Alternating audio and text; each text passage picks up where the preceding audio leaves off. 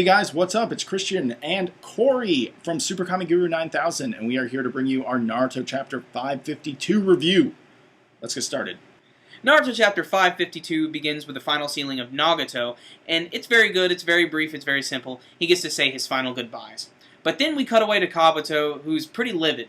Pissed, really. I am talking scorched earth, motherfucker! I will massacre you! But believe it or not... Believe it. But believe it or not, even against Itachi, Kabuto's okay with this because he has a trump card. And in the panel, he has this great snarky Orochimaru expression where he's got his tongue dangling out of his mouth.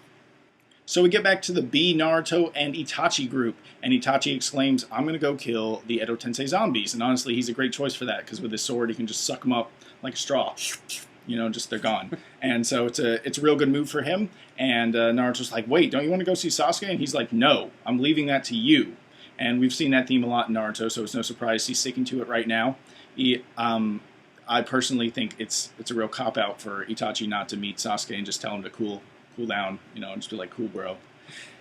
So Itachi's pretty much telling the group that every jutsu has a weak point.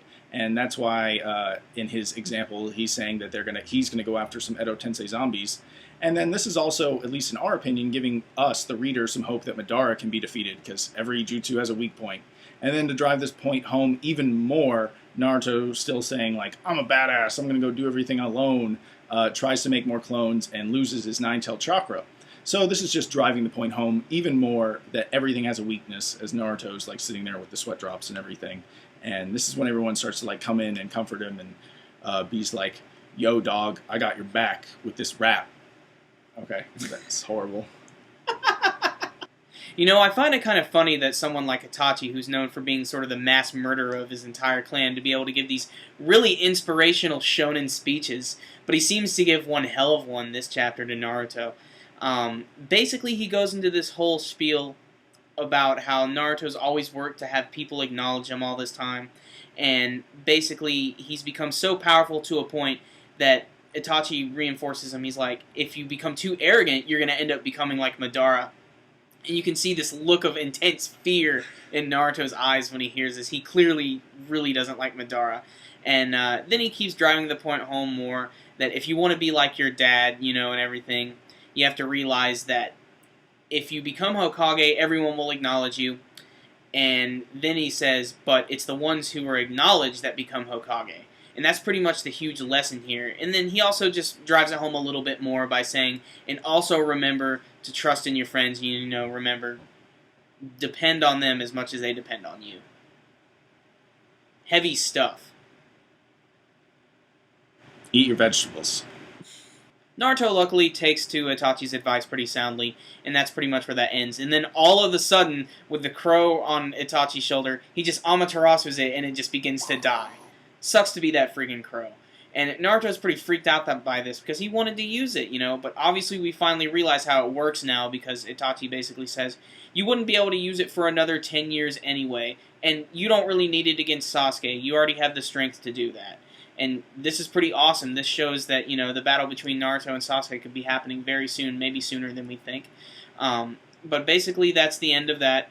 Naruto and B know that they're going to have to look after each other, and Itachi tells B to, you know, look after Naruto and everything. And Itachi gets out of there. And then, basically, Naruto and B are ready to go to war, and it's really cool, because in the panel you see normal Naruto, and then in the next panel, boom, he's already in Kyuubi mode, and it looks really awesome.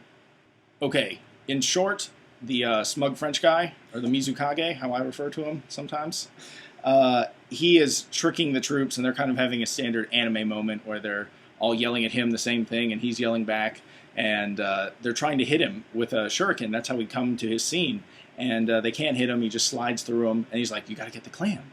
And then they throw out the clam, and he's like, I told you it's not real, it's behind me. So then they throw him again, and then he's like, they're like, you're telling us to throw it at you, and then you're not there. And they just keep yelling at each other, and it's kind of a goofy scene. So one thing that caught me off guard in this chapter is we got to see Temari do something really, really cool in the Kage battle. And she gets to show her stuff against the Raikage, and she uses this really awesome technique known as the Futon Mikak... You know what? Fuck it. I can't pronounce it.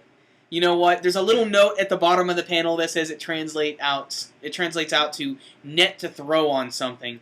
So it's a win net. It was a Awesome. net that she threw on something. So on the final page, we see the Tsuchikages facing off, and the old man's fucking back goes out, and he's like, oh, shit. And then Ermac lines up a dust element technique on his ass. Boom. Kind of looks like, oh man, Tien's move. He's stealing that. They're totally stealing Tien's move. Anyway, so the chapter ends with Ermac about to waste the old Tsuchikage, and flying flaming hand is holding a Rasengan, about to, like, boom his face off. Oh, yeah, that's how Naruto chapter 552 ends. Done. Alright, so Naruto 552, I really, really enjoyed reading it this week.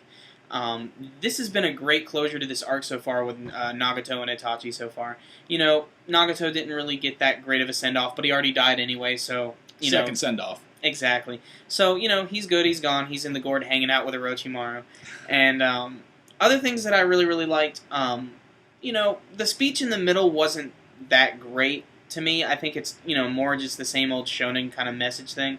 But, you know, it was well written, so I'll give it that. It was really interesting to read.